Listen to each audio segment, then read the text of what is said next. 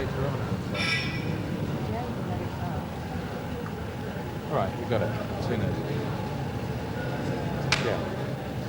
It's about a lot of different things, but I think above all it is a universal film for the whole of the world. Although it's a film about England, I hope the whole world understands it. And the main theme on that level that it's about is the difficulty of someone being young and wanting to treat their life as an adventure and take it to the edge, and have a lot of strong ideas about doing things, and how you keep true to those ideas in the face of becoming successful and in the face of being caught up in the media world that is more and more important today and was beginning in the 50s.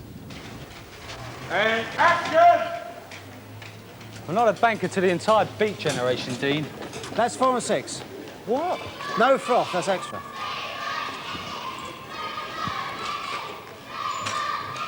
Hey, Colin. Wait a minute, mate. This is urgent. I need to know who's it for my watch. You dig?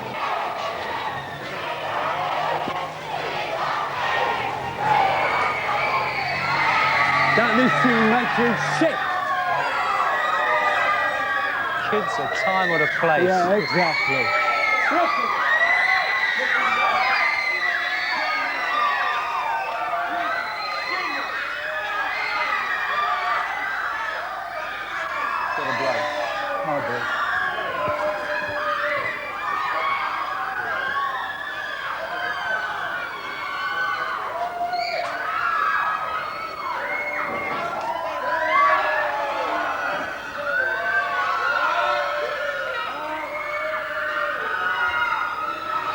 It's a love story, but the love story is just a Christmas tree which you can put the presents on. You know, kids are more interested in the presents than the tree, and I'm trying to use the love story to make a film about post-war Britain on one level. It is about the changes in the 50s, which were very important, not just in England, but in other countries.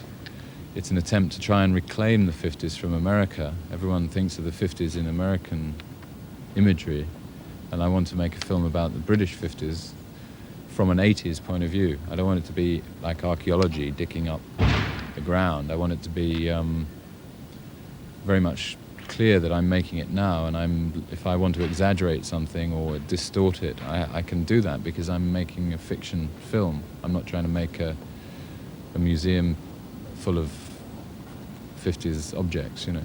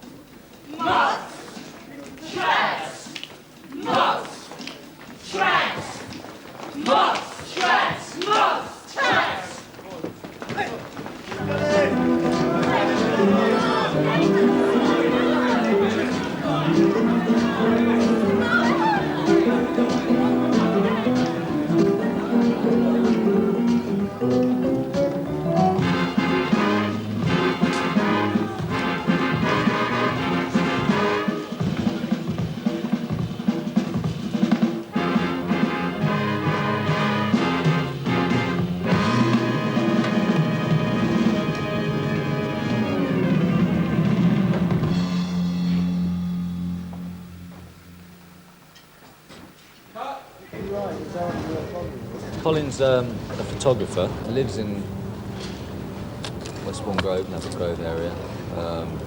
He's a street photographer. I mean, when I say that, I mean that I wouldn't describe him as a commercial photographer. I'd say someone who's more interested in the artistic aspect of photography. You know, he's interested for his own personal exploitation of the characters and events that go on around him. As a record of his life, his world, you know, his experience. What type of character is he? I'd say he's a loner. He's very much a loner, in a sense. Or, I mean, he's not that he's a hermit in that sense, that he keeps away from people, because as a photographer, he constantly comes into contact with people. I like extreme situations. I mean, I like filming extreme situations. I think cinema is... I don't like filming lots of boring, everyday things. I find cinema is more interesting when it is a spectacle. And The Riot was a real challenge to film because it's a thing that one doesn't normally associate with England, that image of the streets of London in flames with people hitting each other and killing each other. And it's happened 3 or 4 times since I've been alive, and it's always kept very quiet. And I think it's an important thing to realise that those kind of attitudes mean that kind of violence is just under the surface. Unless you defeat the attitude, that violence is always present, you know. And I enjoy making that scene from 2 point of views. One, of filming that kind of action, which I find very exciting, but 2, from a kind of more political, social point of view. I think it's important to show that kind of scene and not be scared of showing those emotions.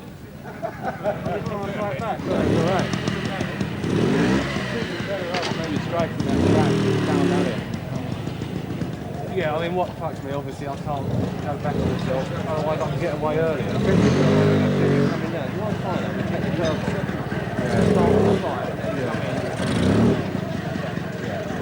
Let's lose the curve from that end. Monsieur Colin. That was great on that camera. Very good. So, you got that one, right? Good one.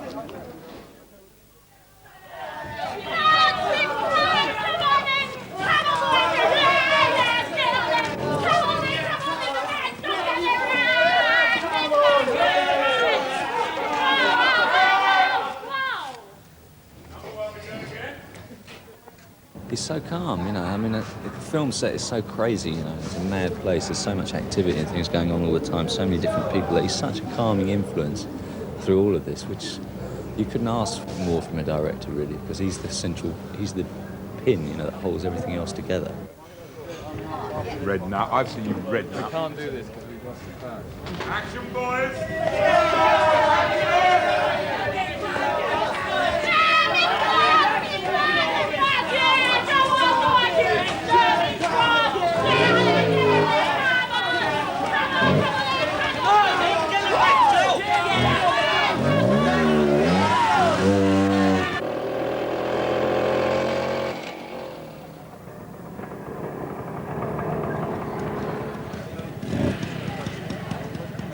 Number 1, take your place. That was very good, lad. Where was that, please? Working with Julien has just been a real pleasure, you know. I mean, it's a great experience, and I think he's a very good director. The reason being, he's very observant. I mean, particularly for this film, I don't think anybody else could have directed this film.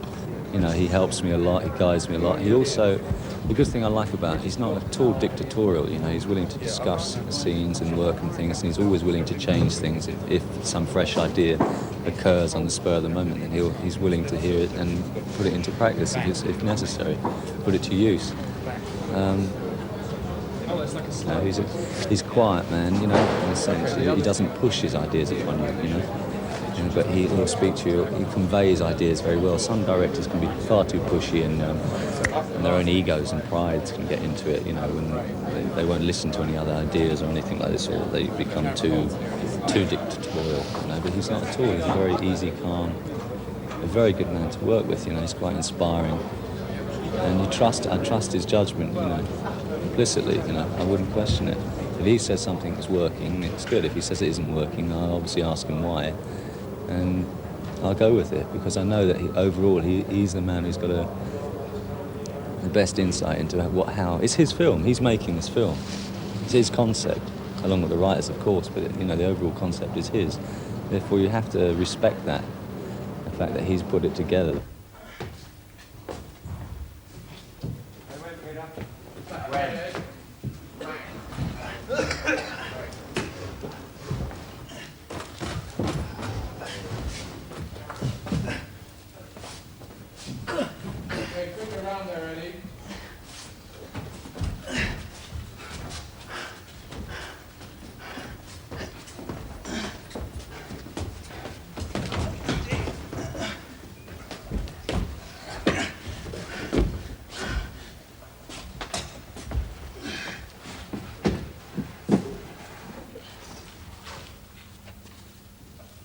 Okay, not bad. They're burning up a touch over there towards the end of the shot. I don't know whether I should leave it across here a bit. Did you see that closer in the end? What do you think, Julian? I think that's pretty good. What you could do... Extra mile, isn't it? at the very end, if you can get this. Well, you just can't go down anymore.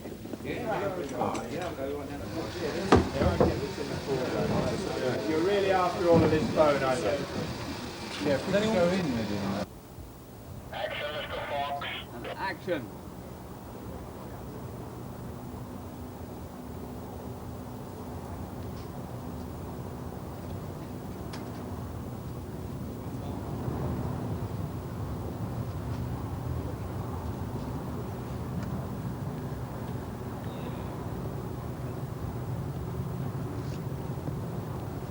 James Fox was very enthusiastic and good on the film. I would say he was very nervous, which is surprising because I think he's a wonderful actor and you approach someone like that with a lot of respect and sometimes you feel, you want to be very careful what you say to them. But he was so nervous that I felt that I was helping him, which made me feel confident,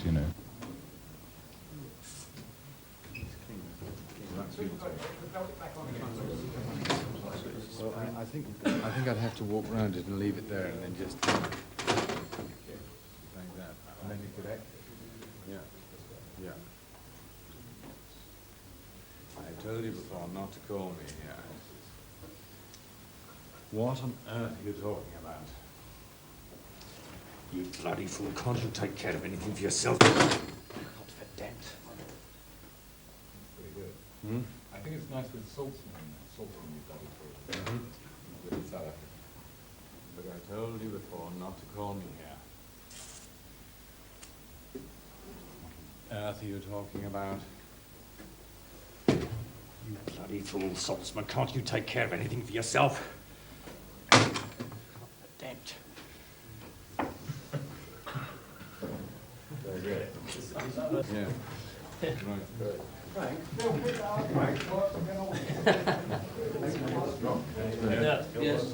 But if we could start... Just the rock ground. If I could just find a way of doing the first line here and the second line, what on earth are you talking about? And taking about, you bloody fool, back to that. Yeah. So it's just a sort of a pendulum or whatever. The move, sorry. Huh? Your move, though. That conveys, doesn't it, the move, yeah. You know, do the ball. Yeah. Stand by then, here we go. 1, 2, action. I told you before not to call me now. What on earth are you talking about? Bloody fool, Saltzman, can't you bloody well take care of anything for yourself? Shoot for doctor.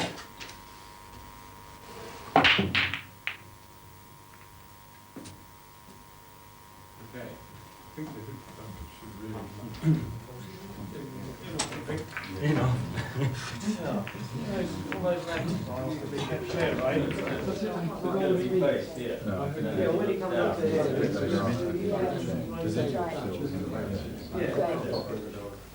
Right, so have we got enough to be working on, chaps? Working with any actor is a very individual thing. You have to find out a way. I don't think there's any theory of how to work with actors.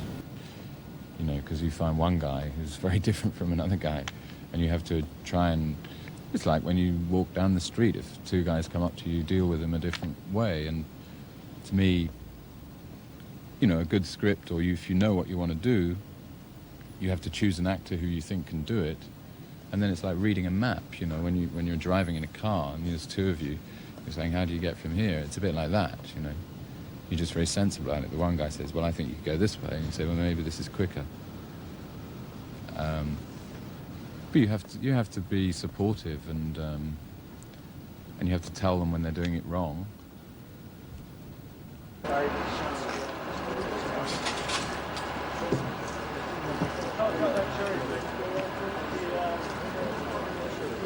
All right, roll the sound. Cameras. 426, take 4A camera. B camera. And background action. Nigger, nigger, nigger! Right, Mayor.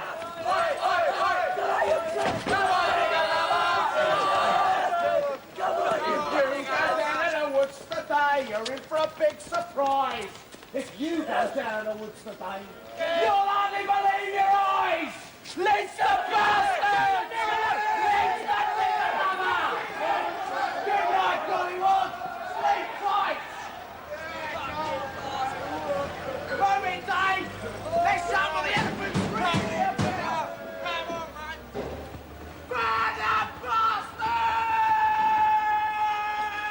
I found that rather strange at times, to tell a white guy to run after a black guy as though he was going to kill him and shout, you black bastard, and get out of here, and you nigger. And, I mean, these are things that I find very abhorrent.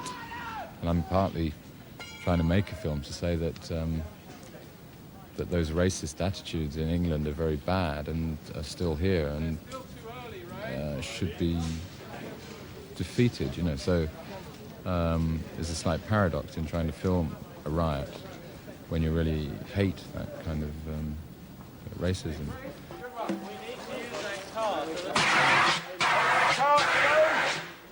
Make it safe.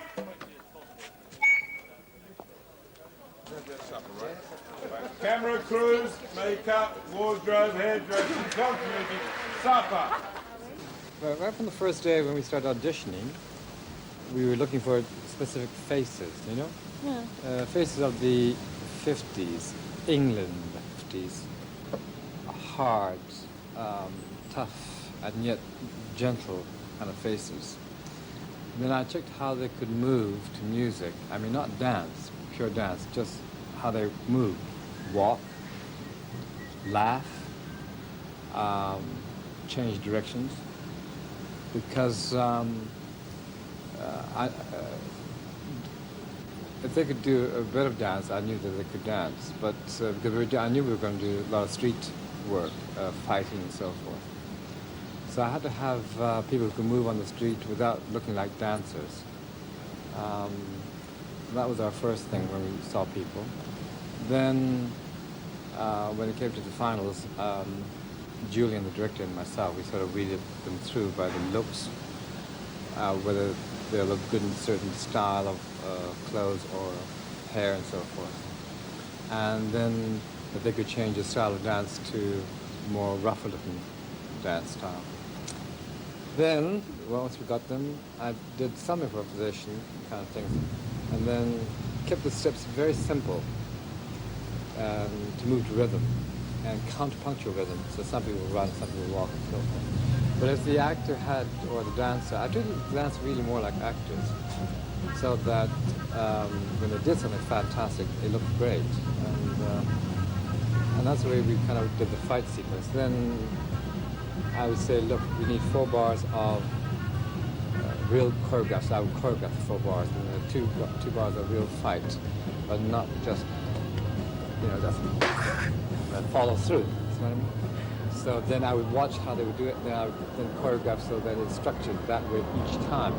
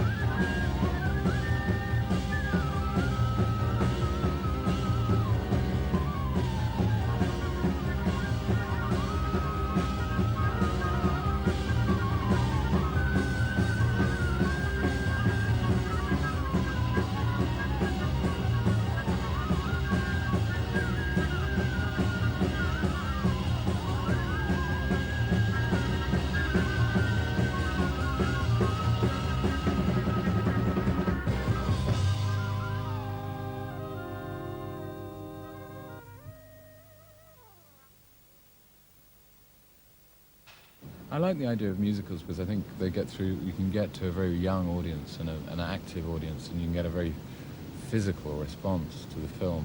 I love seeing films in America where the audience really gets up and shouts and jumps around, you know.